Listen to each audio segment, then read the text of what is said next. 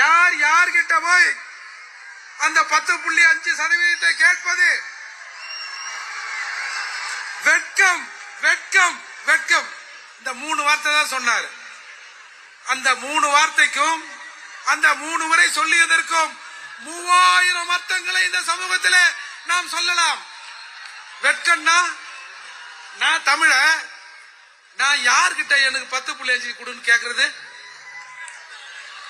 இன்னொன்னு, நான் பெரும்பான்மை, நான் தமிழ்நாட்டில் பெரும்பான்மை சமூகமாக இருக்கிற நான் எண்ணிக்கையில் சிறுபான்மையாக இருக்கிற உன்னிடம் வந்து நான் 10.5 எனக்கு கொடுன்னு கேட்கணுமா?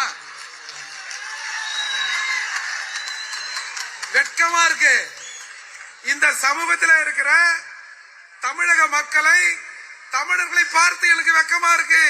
என்னைய அங்க போய் கேட்க சொல்லி நீங்க நிலைச்சு வச்சிருக்கீங்களே, எனக்கு வெட்கமா இருக்குன்னு அதுக்கு ஒரு அர்த்தம் இருக்கு. அதால நீங்க இப்ப மருத்துவர் ஐயாவை எல்லாரும் வந்து இன்னைக்கு தமிழகத்தில் இருக்கிற பல ஊடகங்கள் இவரை ஒரு வன்முறை தலைவருங்கிறான். என்ன அது? பொதுவா தமிழக தலைவருக்கு எதிராக பல ஊடகங்கள் தமிழர் அல்லாதவர் கையில இருப்பதனால் அவரை இப்படி சித்தரிக்கிறான். இப்போ ஒவ்வொரு சமூகத்திலும் சில ஆதிக்கம் எண்ணம் கொண்டவர்கள் இருப்பார்கள். அதை நான் மறுக்கவில்லை, அது எல்லா சமூகத்திலும் இருப்பார்கள். ஒரு சமூகத்திலே ஆதிக்கம் எண்ணம் கொண்டவர்கள் செய்கிற ஒரு சின்ன சின்ன தவறுகளை ஒட்டுமொத்தமாக அந்த சமூகத்தின் மீது திணிப்பது மிக பெரிய கொடுமை. நான் அறையில இருந்த போது கூட பலர் வந்து நம்ம வன்னிய சகோதர தம்பிகளை சந்தித்தார்கள், புகைப்படம் எடுத்தார்கள். சென்னையில் அண்ணன் அன்புமணி அவர்களை வைத்துக் கொண்டு நான் ஒன்றை சொன்னேன். இந்த சமூகத்தில், வன்னியர் சமூகத்திலும் பறையர் சமூகத்திலும் ஆங்காங்கே சில முரண்பாடுகள் நடக்கின்றன. அந்த முரண்பாடுகளை வன்னியர் சமூகத்தின் சார்பாக நீங்களும், பறையர் சமூகத்தின் சார்பாக நாங்களும் வந்து இதை தீர்த்து வைக்க வேண்டும் என்று சொன்னேன். இன்றைக்கு அறையிலே வந்து புகைப்படம் எடுத்துக்கொண்ட அத்துணை சகோதரர்களும் நீங்கள் சரியாக சொன்னீர்கள். இதை நடைமுறைப்படுத்தினால் வாங்க வேண்டிய இடத்திலே இருக்கிற நாம் கொடுக்க வேண்டிய இடத்திலே இருப்போம் என்பதை நாம் மறந்துவிடக் கூடாதுன்னா, அதால நீங்க சொல்லி எங்கள் தலைமையிடம் சொல்லி வற்புறுத்துங்கள் என்று சொன்னார். உண்மையிலேயே பறையருக்கும் வன்னியருக்குமான பிரச்சனைகள் நாம் இருவரும் சேர்ந்து நின்றால் தமிழகத்தில் பல பூட்டுக்கள் உடைபடும், சிலரின் வெளிச்சம், சிலரின் முகமூடிகள் கிழிக்கப்படும். இங்கே திராவிடம் என்ற பெயரால் தமிழர்களை பிரித்தாளுகிற சில பிரிச்சுக்காரர்கள், சூழ்ச்சிக்காரர்களின் அந்த சூட்சும வேலைகள் தமிழகத்தில் இருந்து அப்புறப்படுத்த வரும். நான் கேட்கிறேன், நேத்து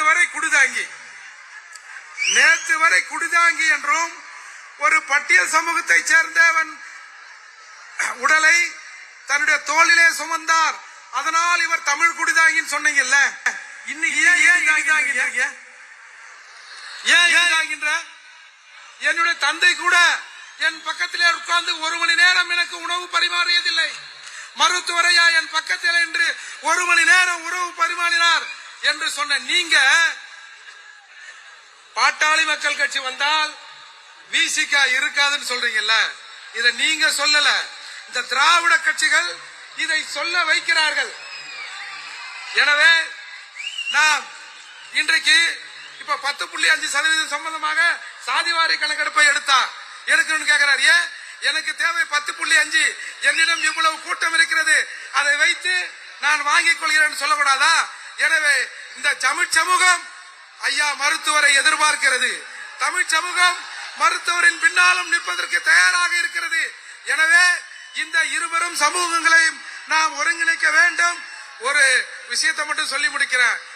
இன்றைக்கு விடுதலை புலிகளை பற்றி பேசிக் கொண்டிருக்கிறார்கள். ஒரு காலத்தில் சர்வதேச சமூகங்களும் ஒரு பாடல் பல மேடைகளில் ஒலிக்கப்பட்டது. அதுதான் புலிகள் தோழரே, புரட்சி வீரரே, ராமதாசரே. புலிகள் தோழரே, புரட்சி வீரரே, ராமதாசரே என்று இலங்கையில் எழுதிய பாட்டு தமிழகம் முழுக்க, இந்தியா முழுக்க, உலகம் முழுக்க அந்த பாட்டு ஒலிக்கப்பட்டது. அன்றைக்கே தமிழினம் மருத்துவரின் பின்னால் அணிதிர தயாராக இருந்தது. எனவே இந்த சமூகத்தில் இருக்கிற முரண்பாடுகளை கலைந்து தமிழராக நாம் ஒருங்கிணைய வேண்டும்.